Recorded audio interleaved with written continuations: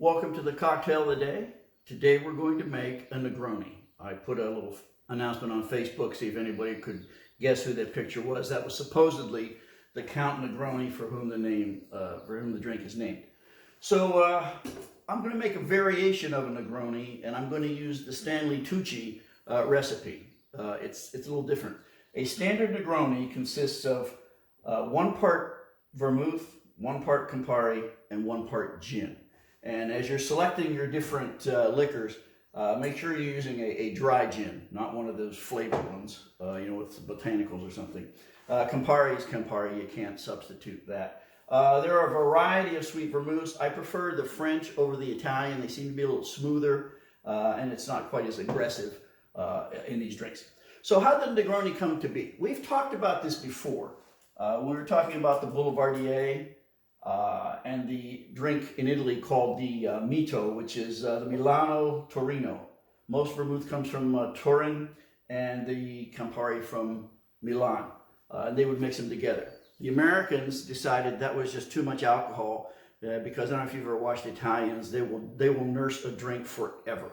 So it doesn't matter if it's all alcohol. The Americans slam them back. So they needed to put some water in it, put soda water in to make it a little fizzy and to cut the strength of the drink. Count Negroni had spent some time in the UK, and on his return went into a bar in Florence, the Caffè Cassoni. It's still there under a different name. It's owned by that Rovalli guy who has coffee shops all over the world.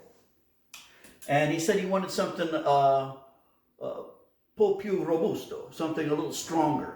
He didn't want the Americano. I don't know if he didn't like Americans or whatever. So he asked the bartender, whose name was Fosco Sarcelli. Now, Sarcelli decided that he would make the drink with gin.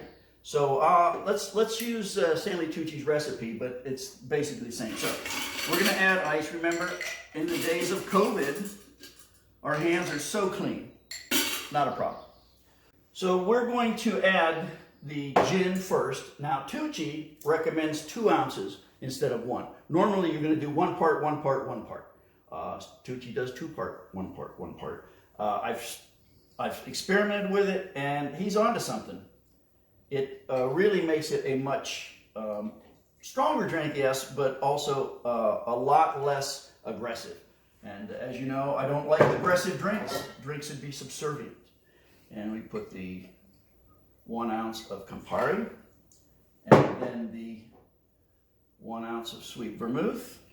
Now, you'll notice I'm just using a regular glass to do this because we're not going to shake this. There's no reason to shake anything that's pure alcohol. There is no mixer in here. There's no fruit in here. There's no reason to have to shake it. Once you put fruit in it, though, you got to shake it. So we're just going to stir. And, while I'm doing this, I remind you that, Bond has it wrong. You really shouldn't shake a martini. Anyway, so we'll shake this till it's nice and cool. And I'm going to strain it into, I know this is sacrilegious, I'm going to strain this into a martini glass and serve it with a slice of orange. We'll put that in there like that, and we have an excellent drink.